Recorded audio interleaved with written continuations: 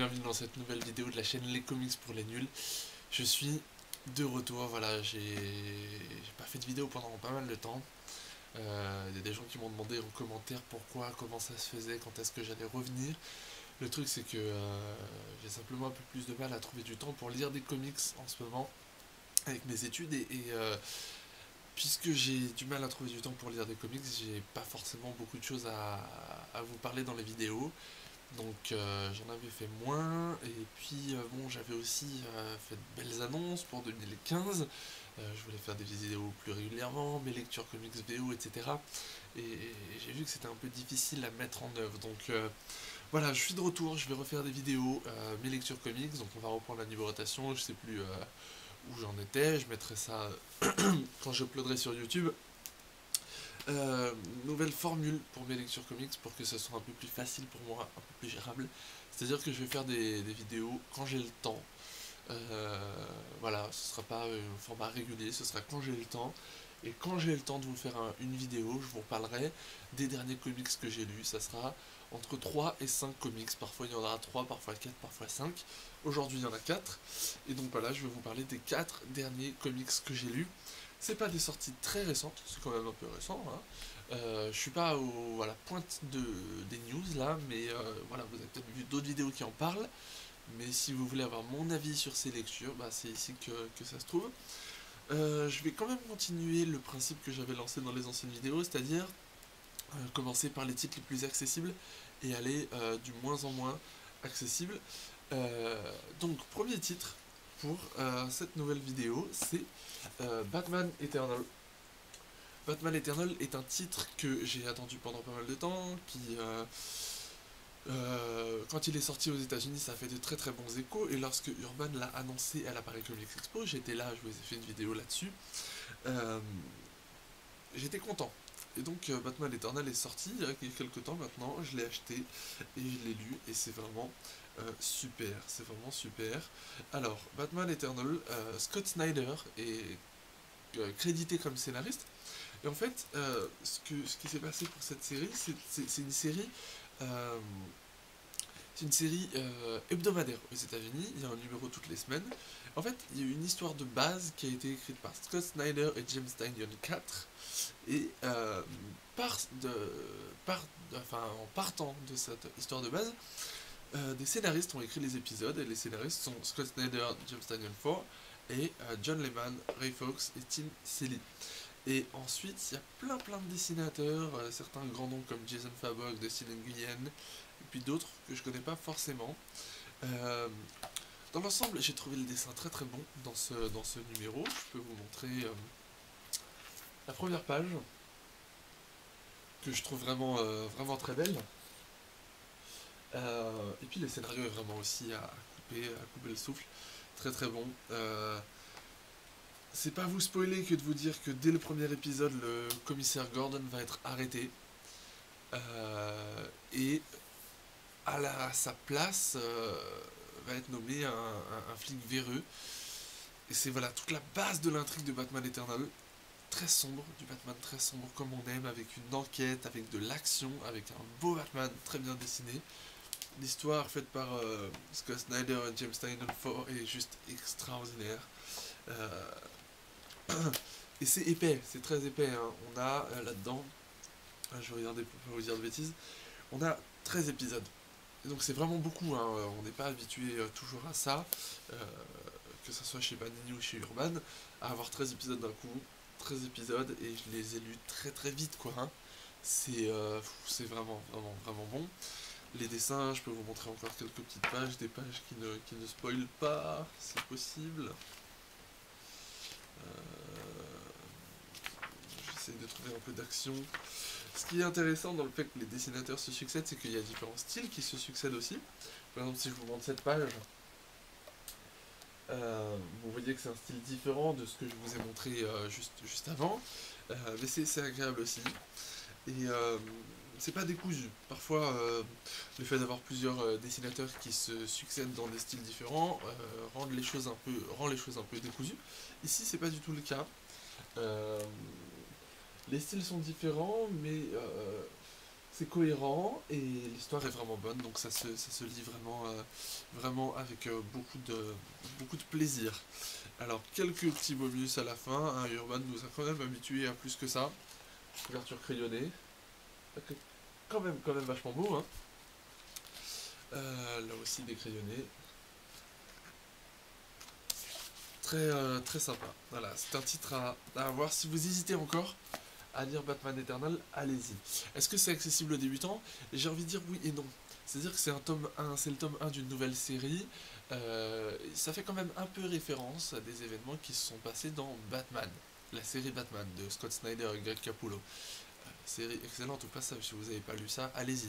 Cependant, je pense que c'est quand même possible de lire Batman Eternal sans avoir lu Batman et de pas être complètement perdu. Il y a un nouvel inspecteur qui arrive en ville, il a été recruté par Jim Gordon, mais Jim Gordon doit être emprisonné, il va rester un des seuls fidèles à Jim Gordon. Et puis à la fin de ce tome, on se dit, mais waouh, qu'est-ce qui va arriver à Gotham, qu'est-ce qui va arriver à Jim Gordon, comment Batman va régler tout ça. C'est vraiment, vraiment un très bon album à avoir dans votre bibliothèque si c'est pas encore le cas. On va passer maintenant chez du Marvel et chez Hachette avec deux trucs qui sont un peu moins accessibles aux débutants, mais quand même plutôt pas mal, et qui sont surtout deux titres qui tombent vraiment dans l'actualité. Donc vous savez que je suis abonné à la collection Hachette Marvel, la collection de référence, et j'ai eu ce mois-ci, alors sur mon abonnement j'ai un petit peu de retard par rapport aux parutions kiosques, je pense que c'est parce que j'ai mis du temps avant de faire mon abonnement et que donc ça garde le rythme. Et puis que aussi à des moments il y a eu des problèmes de paiement, j'ai eu une carte qui a été expirée, j'ai mis du temps à la renouveler, tout ça, donc on a tendance à pris du retard. Donc quand je regarde les parutions, le planning de parution sur MDCU, mdcu.com, super site sur les comics, je vois que j'ai quand même pas mal de retard, mais bon voilà, moi c'est ce que j'ai lu ce mois-ci. Et donc les deux titres qui sont vraiment dans l'actualité, c'est Les Guerres Secrètes et Le Gant de l'Infini. Pourquoi c'est dans l'actualité? On va parler d'abord des Guerres Secrètes. Les Guerres Secrètes, c'est dans l'actualité parce que, bon, le titre en anglais des Guerres Secrètes, c'est Secret Wars. Et si vous suivez un petit peu l'actualité comics VO ces derniers temps, Secret Wars, ça vous dit quelque chose. Secret Wars, c'est d'abord un crossover qui a été fait par Marvel. Alors, j'ai pas la date. Alors, ça, c'est un des défauts de cette collection. C'est que, alors, soit j'ai pas trouvé, soit ça dit pas, mais je crois que ça dit pas. Et ben, ils nous mettent pas la date. La date de première parution des trucs. Il me semble que c'est dans les années 80 que c'est sorti, ça, Secret Wars. C'est d'abord un vieux crossover de Marvel, dans lequel, en fait, il y a une force un petit peu mystérieuse qui s'appelle le Beyonder, qui détruit complètement des planètes, qui remodèle une planète, une nouvelle planète avec les restes d'autres planètes, et qui va faire venir sur cette planète, sans qu'ils comprennent pourquoi, sans qu'ils comprennent comment, un groupe de héros, un groupe de méchants, et qui va les faire s'affronter en leur disant, au vainqueur, je donnerai la possibilité de voir tous ses souhaits réalisés, ou son plus grand souhait réalisé. Voilà le pitch de base, et en fait, ces derniers temps, et c'est un crossover qui est en cours en ce moment aux États-Unis, mais en fait, la ressortie Secret Wars, et un peu sur la même base. Il y a le Beyonder, je sais pas si c'est le Beyonder dans le nouveau crossover, mais en tout cas, ils sont sur ce qu'on a appelé la Warzone, et tous les différents univers Marvel en fait s'affrontent. Et voilà, j'ai pas encore lu, hein, c'est en publication en ce moment en VO, j'attendrai que ça arrive en VF, mais donc voilà, ce titre est clairement dans l'actualité. Les dessins sont un petit peu datés, hein. Si je vous montre ça, c'est daté. Pour vous dire franc, j'avais de grandes attentes sur ce crossover et j'ai été peut-être un peu trop déçu. Parfois, et ça m'arrive souvent avec des grands crossovers dont on entend parler beaucoup, j'ai de très grandes attentes et en fait je suis déçu parfois. Parfois ça vient du style old school et encore, quoique pas forcément, hein, on en parle tout de suite après avec le titre qui suit. Bon, j'ai été un petit peu déçu, c'est ici la première partie, donc on a 6 épisodes là-dedans. Bon, c'est sympathique à lire, je pense que c'est à avoir dans sa bibliothèque parce que c'est un crossover historique de chez Marvel. Je serais content de l'avoir lu et de savoir ce qu'est Secret Wars lorsque des fans de comics m'en parleront, de savoir ce qui se passe dedans. Je crois qu'il se passe des choses très intéressantes dans la deuxième partie. Je crois que c'est là où Spider-Man va trouver son costume noir, qui ensuite va se révéler être un symbiote, puis ensuite va se révéler être Venom. Donc c'est quand même pas rien. Mais bon, pour tout vous dire, ce premier tome m'a laissé un peu sur ma faim. Ouais, un petit peu. Peut-être aussi parce que je savais déjà ce qui allait se passer, en gros, parce que je crois que c'est Comics Raze qui avait fait une vidéo dessus, qui avait résumé les événements, et donc bon, j'avais peut-être un peu moins de surprise. Bon, j'attends le tome 2, je lirai le tome 2, avec plaisir aussi, hein, et puis je l'aurai dans ma bibliothèque, c'est bien, et puis ça fait quand même un truc pour avoir la petite fresque, là, qui se constitue petit à petit, voilà. Deuxième, du coup, tome que j'ai eu dans cette collection, et qui cette fois m'a énormément plu, que j'ai fini il y a 20 minutes là, c'est le Gant de l'Infini. Le Gant de l'Infini aussi tombe dans l'actualité parce que c'est une histoire qui est en lien avec la guerre de l'Infini. Et la guerre de l'Infini, c'est donc l'arc qui va être adapté en comics pour Avengers 3 Infinity War, qui sera en 2 parties. Donc on en a pas mal entendu parler aussi ces derniers temps. Le Gant de l'Infini, là-dedans on a aussi 6 épisodes, mais c'est 6 épisodes qui sont plus gros, qui font à peu près 25 pages, je crois. Donc il est plus épais, et cette fois on a le crossover en entier. C'est vraiment. On a la saga complète ici. Toujours une très bonne présentation de la part de Hachette, avec la présentation du rédacteur en chef, et puis le point sur la situation, les événements qui se sont passés avant. Donc si j'ai bien compris, ça fait suite à la guerre de l'infini.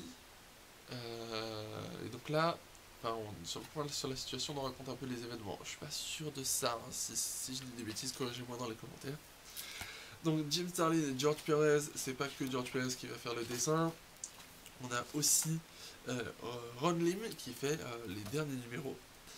Le dessin est cool, c'est encore un peu daté aussi, hein. Je crois que ça c'est plutôt années 90 qu'années 80.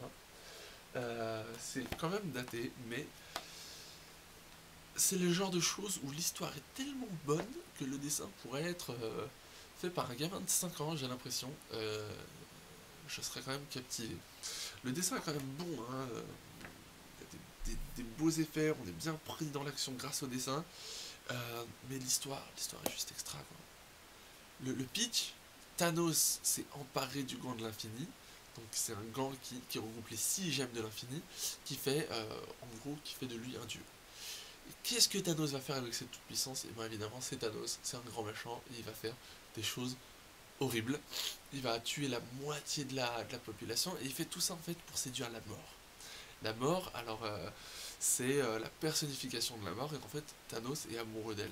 Et ils vont faire tout ça pour l'impressionner. Si vous voulez plus d'infos sur Thanos, vous pouvez aller voir la vidéo que Marvel, des chroniques de Marvel a fait sur Thanos. Je vais vous mettre le lien, et puis vous en saurez plus. C'est un personnage vraiment très intéressant, Thanos. Un personnage un peu torturé, un personnage ouais, vraiment très intéressant. Et il n'est pas que méchant en fait. Et voilà, il y a quand même des belles pages comme ça. C'est une grande saga cosmique avec des batailles qui se passent dans l'espace, mais pas que des batailles pour des batailles, il y a aussi de la stratégie, il y a aussi des mystères, il y a aussi du suspense. Très très très très bon tome. Voilà, à avoir aussi absolument dans sa collection. Parce que ça fait partie des grandes sagas Marvel. Il faut l'avoir, il faut le connaître. Et là, comme d'habitude, on a à la fin les suggestions de lecture. Donc il y a les guerres secrètes, que je viens de vous le dire juste avant, Silver Surfer, il y a plusieurs trucs qu'on a dans la collection. Voilà, j'attends avec impatience la suite de cette collection. Vraiment, il n'y a pas beaucoup de tomes pour l'instant dans cette collection qui me déçoivent vraiment. En plus, petit à petit, la fresque commence à prendre forme, avec les dessins sur la tranche, et ça c'est cool. Voilà.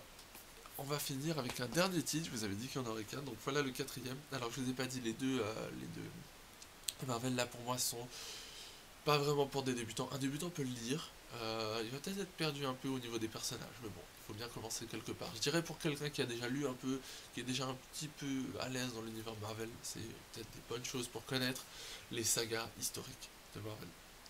Et puis dernier tome, dernier bouquin qui est sorti il y a quelques temps, que j'ai acheté en même temps que Batman Eternal. C'est American Vampire, tome 7. Alors en France c'est sorti sous le tome 7, aux États-Unis c'est sorti sous American Vampire Second Cycle, tome 1, second cycle. Euh, c'est en fait Scott Snyder et Raphaël Albuquerque ont pris une pause entre le premier cycle et le second cycle et ensuite sont revenus.